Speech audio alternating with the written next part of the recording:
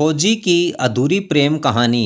यह कहानी है एक लड़के और एक लड़की की जो स्कूल टाइम से ही साथ साथ पढ़ते थे, एक दूसरे को पसंद करते थे। अब वे दोनों कॉलेज में पढ़ने लगे थे और अब भी एक ही कॉलेज में पढ़ते थे। दोनों का लगाव अब धीरे धीरे अपनापन में बदलने लगा था। दोनों एक दूसरे का पूरा ध्यान रखते तथा लड़का और लड़की दोनों एक दूसरे को चाहने लगे थे। मगर लड़की हर बार बोलती कि मैं एक फौजी के साथ अपना जीवन बिताना चाहती हूँ। तो लड़के ने फौज में जाने की तैयारी शुरू कर दी, क्योंकि वह उस लड़की को बेइंतहा प्यार जो करने लगा था। और वह लड़का पढ़ाई के साथ साथ फौज में जाने के लिए बहुत मेहनत करने लगा, मगर उसने लड़की को इस बारे में कुछ भी नहीं बताया। और थोड़े दिनों बाद ही लड़के का देश की सेना में सिलेक्शन हो गया और उसके ट्रेनिंग के लिए जाने का समय नज़दीक आया। तो घर में सब खुश थे। माता पिता अपने बेटे को फौजी बनने पर खुश थे, बहन अपने भाई को फौजी बना हुआ देखने को आतुर थी और सभी रिश्तेदार भी खुश थे। लड़का फौज की ट्रेनिंग के लिए चला गया और जब वह कई दिनों तक कॉलेज में नहीं आया तो लड़की को उसकी चिंता होने लगी। साथ ही उसको उस लड़के की याद भी सताने लगी थी। लड़की रोज उसके आने का इंतजार करती रहती, मगर वह कॉलेज नहीं आता। तो वह लड़की अब सिर्फ उसी के इंतजार में कॉलेज आने लगी थी, मगर उसकी कोई भी खबर लड़की को नहीं मिली। तो उसने उस लड़के के बारे में जानकारी जुटाना शुरू कर दिया और एक दिन वह उस लड़के के घर पहुंच गई। लड़के के घर वालों से मिलकर उस लड़की को पता चला कि वह लड़का फौज में नौकरी लग चुका है और उसकी ट्रेनिंग चल रही है। तो लड़की बहुत ज़्यादा खुश हुई और खुशी खुशी अपने घर चली आई। अब तो मानो लड़की के अरमानों को पंख लग चुके थे और वह बहुत खुश रहने लगी। उधर लड़की के घर वालों ने लड़की के लिए रिश्ता देखना शुरू कर दिया था, मगर लड़की बार बार मना करती रही। और एक दिन लड़की की माँ ने पूछा कि आखिर तुम हर बार शादी के लिए इनकार क्यों करती हो। तो लड़की ने बताया कि वह एक फौजी से विवाह करना चाहती है और जिस लड़के को वह पसंद करती है वह भी फौजी ही है। तो लड़की की मम्मी ने लड़की के पिता से इस बारे में बात की, तो पिता ने इनकार भी नहीं किया और सहमति भी नहीं दी। बस इतना ही कहा, देखेंगे। अब लड़की के लिए उसके माता पिता ने रिश्ते देखना बंद कर दिया था और अब लड़के की ट्रेनिंग भी पूरी हो चुकी थी और वह अब घर आने वाला था। तो लड़के के घर में जश्न जैसा माहौल था। लड़का ट्रेनिंग पूरी कर घर आया, सभी घर वाले खुश थे और इस बात का पता लड़की को भी चला तो उसे मानो अपार खुशियों का खजाना मिलने वाला हो। लड़की बहुत खुश थी। फौजी अगले दिन कॉलेज के गेट पर खड़ा था, उस लड़की के आने का इंतजार कर रहा था। लड़की कॉलेज में आई, दोनों की नजरें मिली, दोनों एक दूसरे को देखते रहे। दोनों चुप रहकर भी मानो एक दूसरे को बहुत कुछ कह रहे थे। काफी देर बाद फौजी लड़की की तरफ बढ़ा तो लड़की शर्माकर वहां से जाने लगी। तो फौजी ने लड़की से कहा, मैं तुम्हारा कॉलेज की कैंटीन में इंतजार कर रहा हूँ। थोड़ी देर बाद वह लड़की कैंटीन पहुंची, जहां पहले से ही फौजी उसका इंतजार कर रहा था।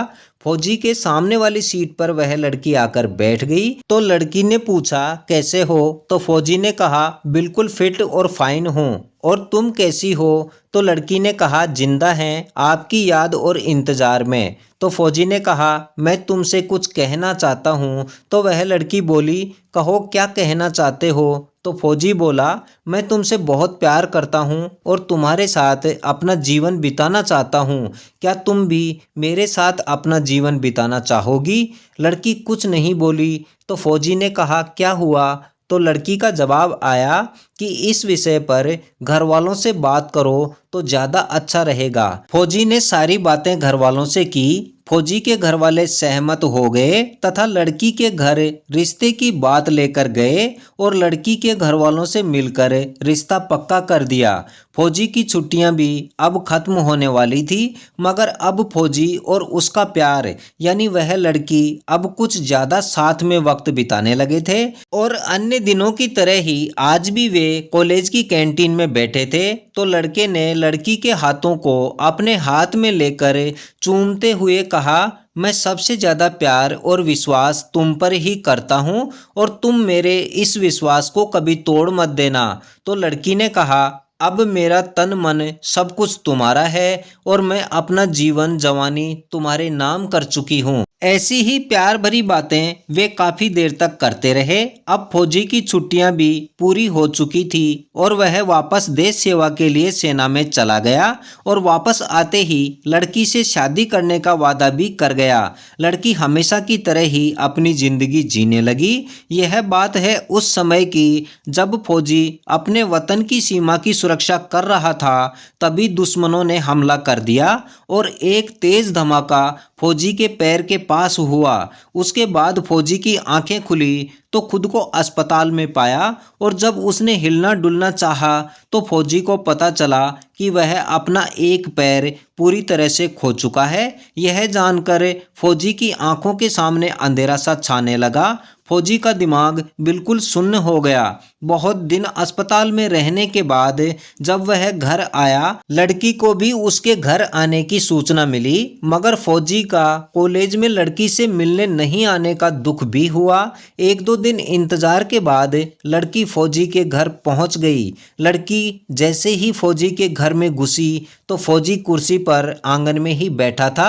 लड़की पर फौजी की नज़र पड़ते ही फौजी की आंखों से आंसू निकल गए। लड़की कुछ समझ नहीं पा रही थी। लड़की फौजी के पास जाने लगी तो फौजी ने कहा, तुम यहाँ क्यों आई हो? तुम चली जाओ यहाँ से भी और मेरी जिंदगी से भी। इतना सुनते ही लड़की चौंक गई और कुछ नहीं बोल पाई। तो फौजी ने कहा, मैं अब तुम्हारे लायक नहीं हूँ। लड़की पास गई और पूछा, क्या हुआ? तो फौजी ने बताया कि मैं अपना एक पैर पूरी तरह से खो चुका हूँ और मैं अब तुम्हारे काबिल नहीं रहा। लड़की की आंखों से आंसू निकलने लगे और फौजी के गले से लिपटकर वह जोर जोर से रोने लगी और फौजी से बोली, मैंने तुमसे जिंदगी भर साथ निभाने का वादा किया है, जिसे मैं मरकर भी निभाऊंगी। मैं अब भी सिर्फ तुमसे ही शादी करना चाहती हूँ। और इतना कहकर वह फौजी के घर से निकलकर अपने घर चली गई और वह अपने घर जाकर भी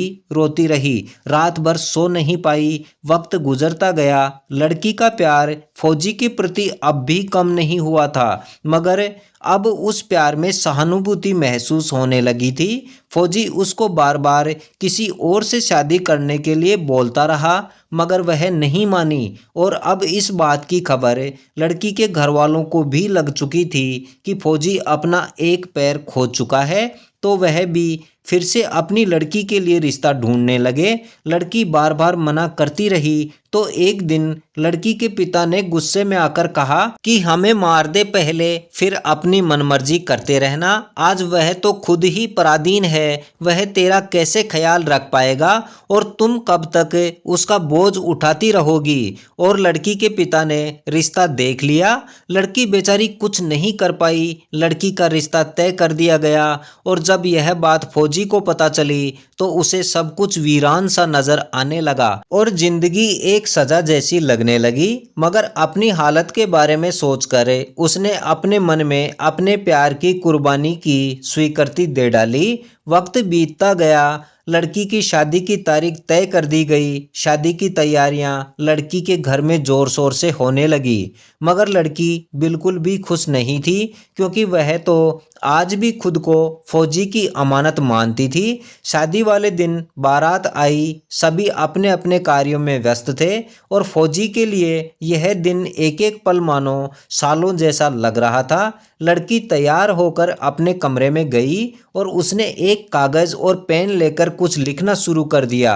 और जब लड़की बहुत देर तक कमरे से बाहर नहीं आई तो लड़की की माँ उसे बुलाने गई तो देखा कि उसकी लड़की ने अपनी जीवन लीला ही समाप्त कर ली है। तो लड़की की माँ जोर से चिल्लाई तथा वहां पर सभी पहुंचे और लड़की की यह हालत देखकर सब हैरान थे। पास जाकर देखा तो उसके हाथ में एक खत था जो फौजी के नाम था। उसमें लिखा था, मेरी जिंदगी से प्यारे फौजी, मैं दुल्हन बनकर तैयार हुई थी, मगर तुम लेने नहीं आए मुझे और मैं तन मन से सिर्फ तुम्हारी थी, तो मैं तुम्हारे अलावा किसी और की कैसे हो जाती। इस जन्म में हमें मिलने नहीं दिया गया, मैं अगले जन्म में तुम्हारा इंतजार करूंगी। तुम्हारी अभागी दुल्हन। और फौजी आज भी उसकी यादों के सहारे जिंदा होकर भी एक जिंदा लाश हो गया है तथा वह अपनी मौत के आने का इंतजार करने लगा। यही थी एक फौजी की अधूरी प्रेम कहानी। इस कहानी से सीख मिलती है कि प्रेम रंग रूप ताकत या जवानी से नहीं, मन और भावनाओं से होता है और सच्चा प्रेम कभी नहीं मरता।